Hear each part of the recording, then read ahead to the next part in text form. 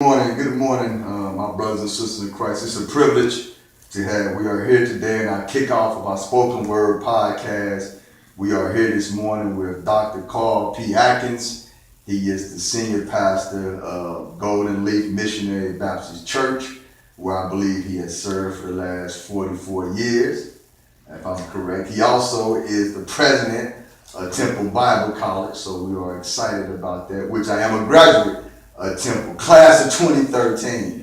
And so we are excited for Dr. Adkins graciously giving up his time this Saturday morning. And it's a pleasure to be here with you, Dr. Adkins. We are here, and thank you for opening up your facilities. We are here at the beautiful church of Golden Leaf Baptist Church.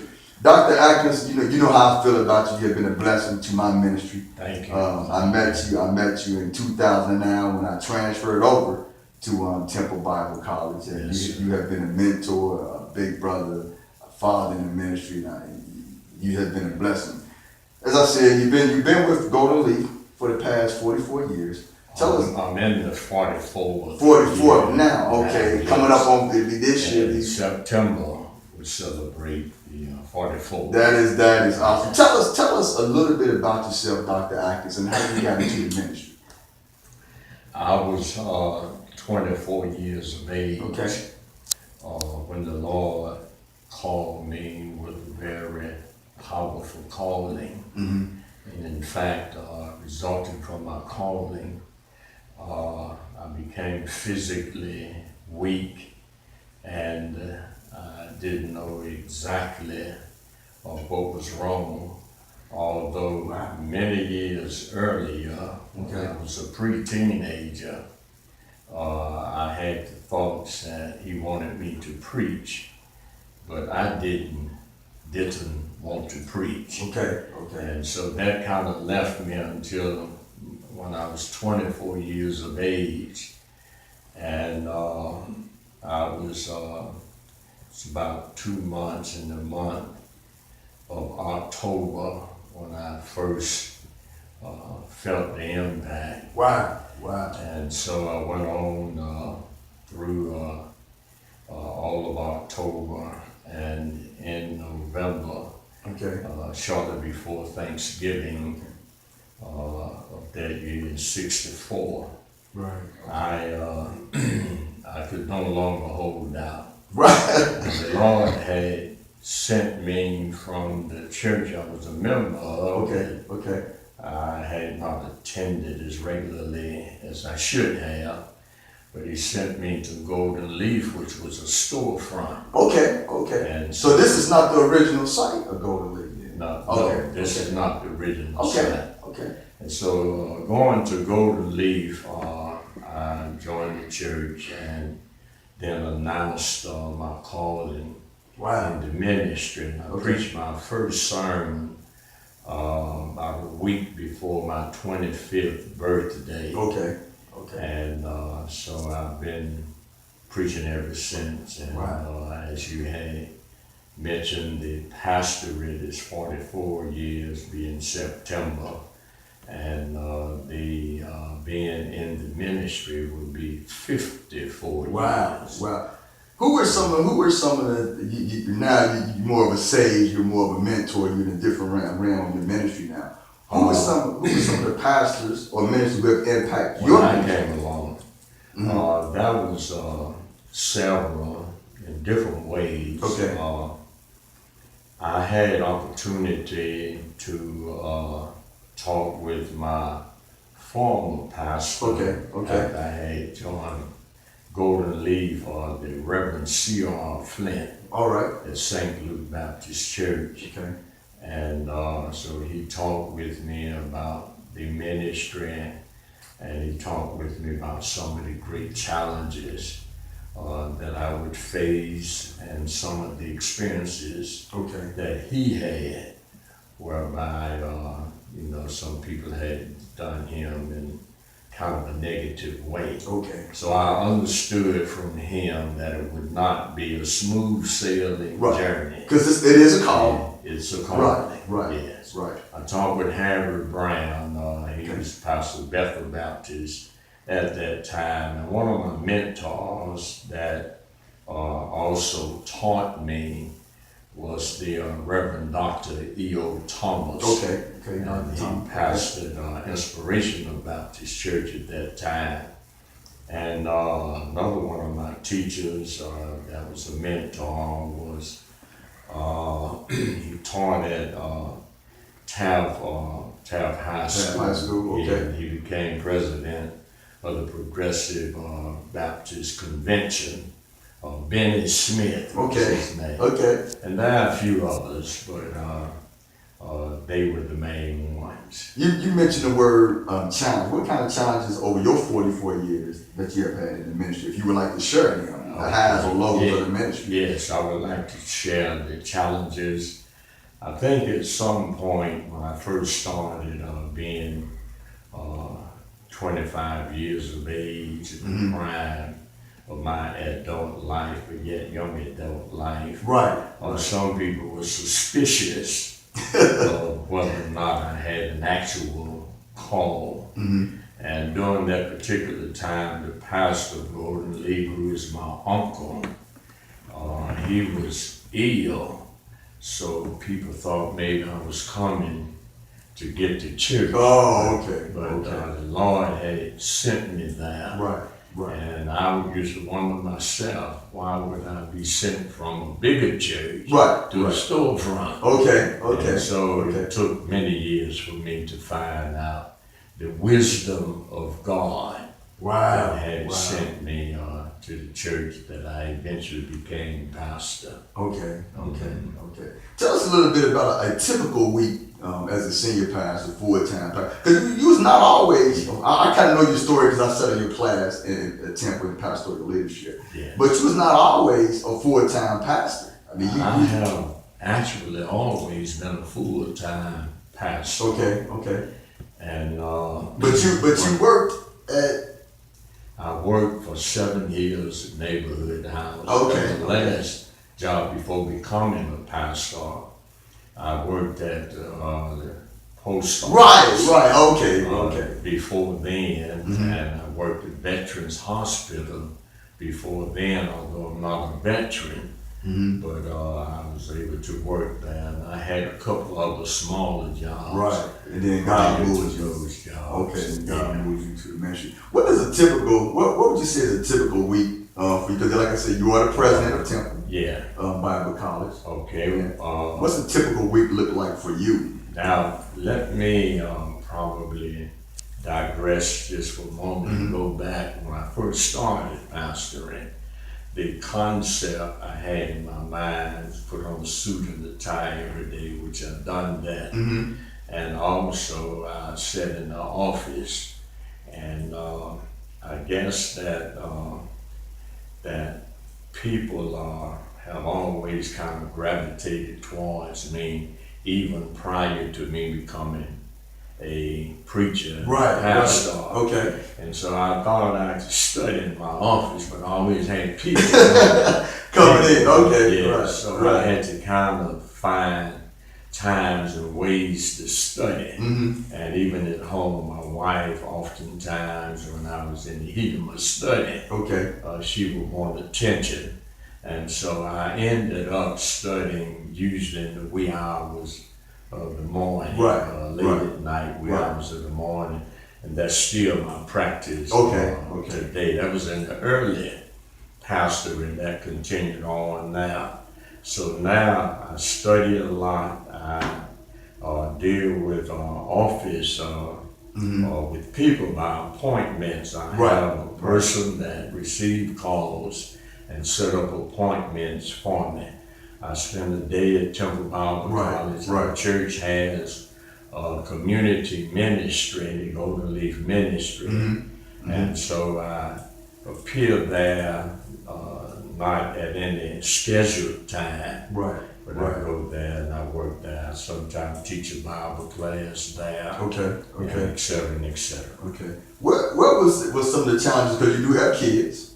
Yes. What were some of the challenges, because you did get into the pastorate? Yes. Early. What were some of the challenges would you like to share with someone who's listening to our podcast, listening to our interview? What would you like to share with a young preacher or ministry leader about how that affected your ministry as well. My wife and I got married as teenagers. Wow. And so my wife passed July the 31st, and had she been living to August the 9th, we would have been married 59 years. Wow. And so our first child that was born, Cynthia, she's still living now. She was born deaf. Wow. And she could not hear. And that was the first real challenge that she and my wife and I had. And you was in the ministry? Yeah. Not in the ministry. You was in the ministry. We was young. We had a big responsibility. Wow. And so discovering that she was deaf, we got her the best that we could afford. Medical assistance, and also she attended as she grew up sewing school. She learned how to sew. She attended drafting school. We wouldn't let her feel I guess as though she was handicapped. We pushed her.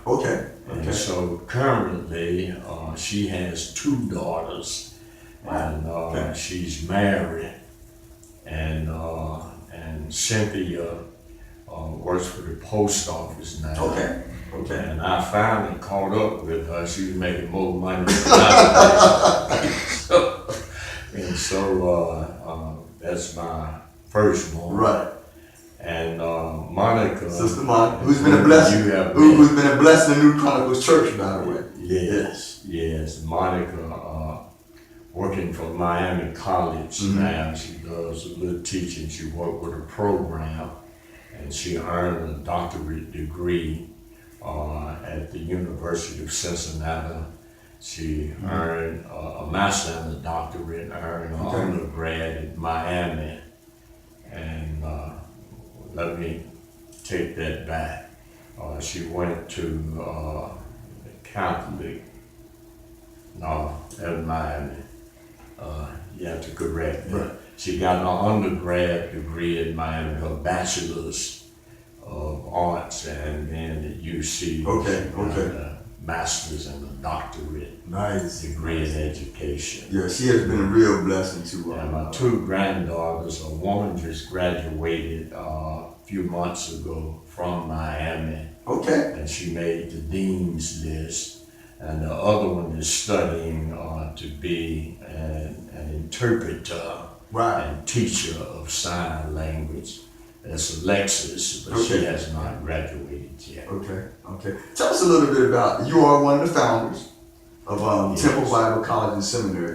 Give us an idea, what planted the seed for you and the brethren, the elders, to start Temple Bible College? That's a unique experience, and I have to really go back to my elementary school days. I attended Harry Beecher Stowe School, located in the West End on 7th Street and Cutter. And I attended in the 2nd grade after my parents had brought us, the family, from Crawfordville, Georgia, to Cincinnati, Ohio. And then I think I was in the 3rd or 4th grade. I met C.A. Harper, Calvin Harper, and he was from a large family. And his father was a twin, his mother was a twin, and the twins married each other. And so the Harpers all favored each other. They couldn't tell the brothers from the sisters. And so I met Artie Graham there. He was kind of like a school bully. And he was one of the founders, Artie Graham. Yeah, he was one of the founders. And so we knew each other in elementary school. Dr. White, another one of the founders, he lived in the West End, but I did not know him until I met him in Bible College at Cincinnati, Bible College and Seminary. And that was in the mid-60s, 1960s. So we talked a lot, we debated a lot. Right. And as we attended school, we all had consensus that we needed to carry on education for black preachers, that they could get a good education and understand the legacy of black people. Because more than likely, that's who they would pastor, would be black people and not people of other nationalities or other races. And so as we dialogued and debated, the idea and the concept grew. And in '69, it was determined in our thinking that we're going to try to do this thing. And so we put it together.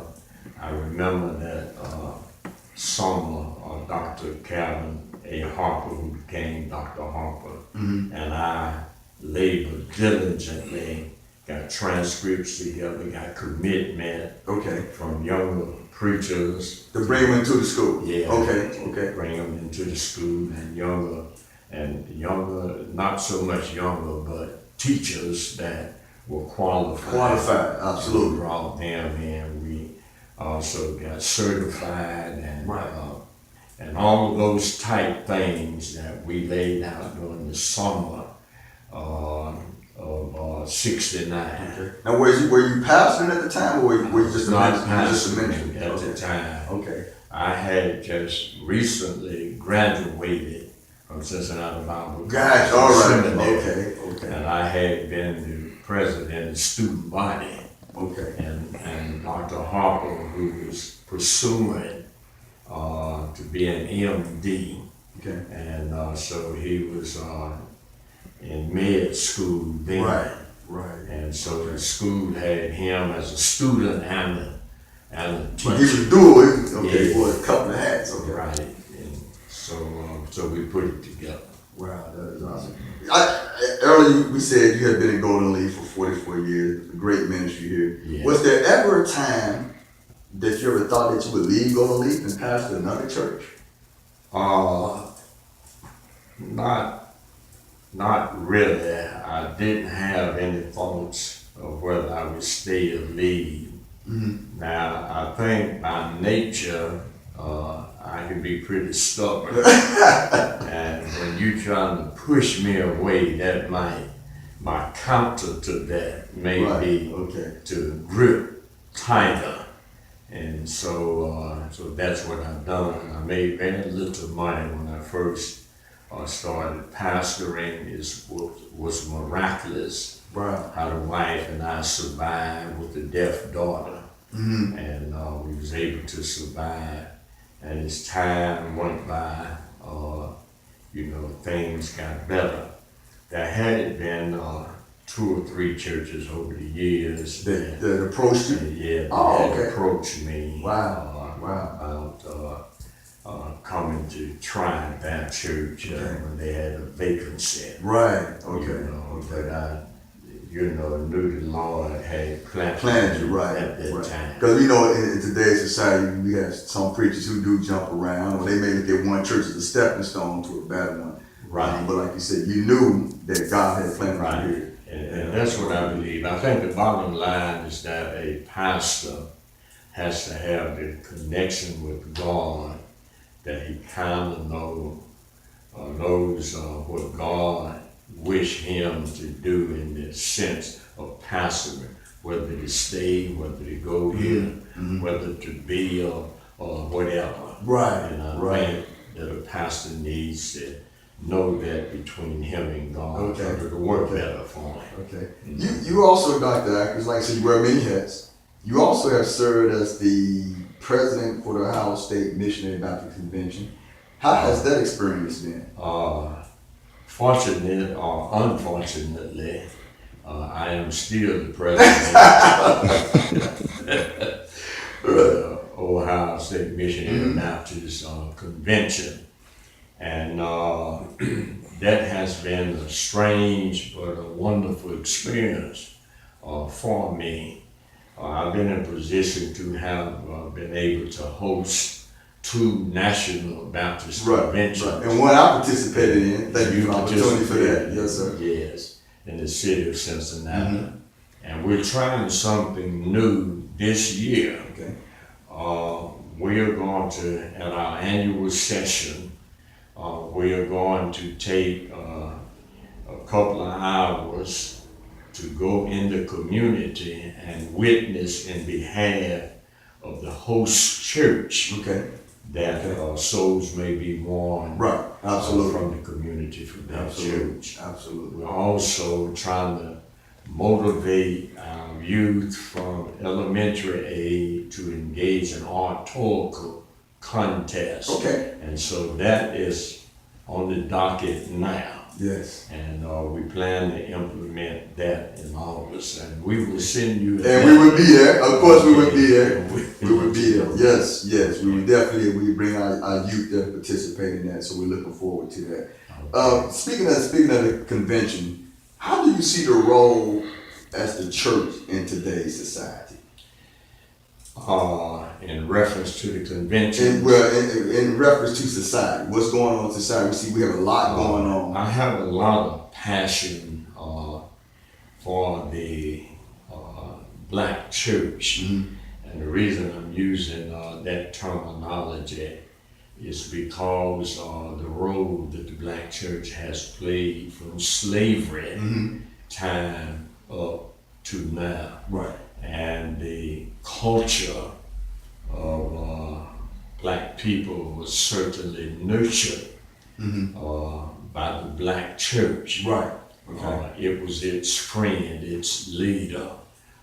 Many instances during slavery and even afterwards, the black church was the physician. Right. Right. People that couldn't afford. It was like an incubator, For the men to pray for. It was the counselors to keep marriages together. We inspired young men and young women to go to school. Absolutely. We kept families going together. And some of that seemed to be slipping away because they have become an underclass. And it is growing, underclass of blacks, and it is growing in ways that me and a few others wish that it could grow. We got young men and young women having children at a very young age and seem like they're successful. People don't wish to deal with them too much. And then they don't have the motivation to go to school to learn professional skills in order to get a good paying job. So they have a tendency to deal with making money on the edges of what may not be right. Right, exactly. So the church, we're battling those. That's a concern I have, and hope young preachers like you can pick up that torch and try to help those people that are there. Absolutely. You have a ministry here that deals with, you have all kinds of ministries. Tell us about some of the ministry that you actually have at Golden Leaf that you feel that is really having an impact, not only in the church, but outside in the community.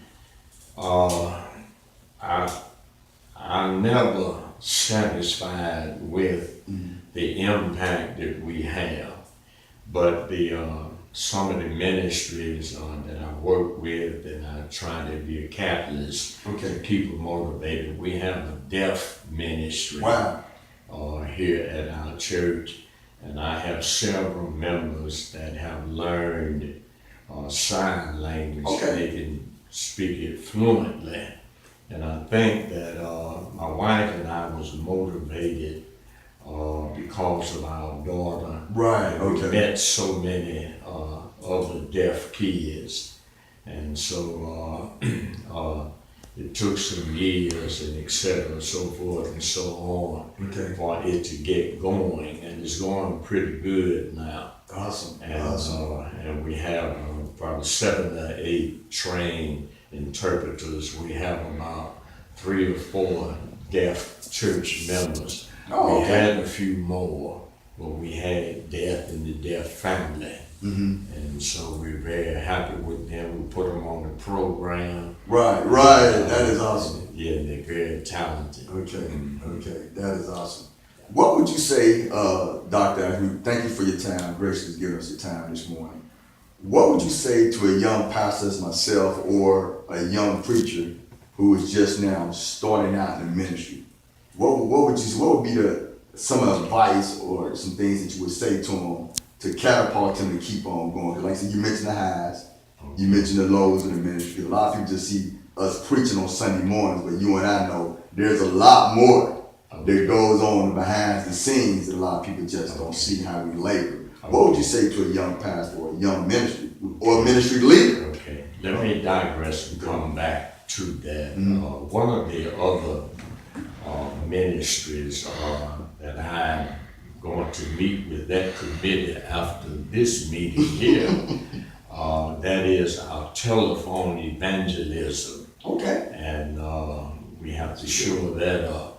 Now, telephone evangelism is a sure way that you will speak, I guess, 80-90% to people that may be on church. Okay. We take our registry and then we ask church members, family members, bring us family members that are unsaved. Okay. Give us a name. Who haven't given their life to Christ yet. And etc. Yeah. Okay. Then we have a special committee trained to call, to talk with them. Wow. Or to do, to reach out for them to become Christian, etc., so forth and so on.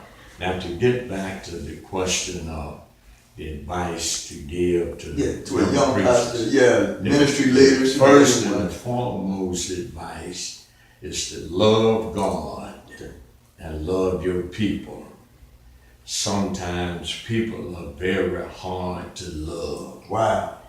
But the love of God, who looked beyond our fault and saw our need.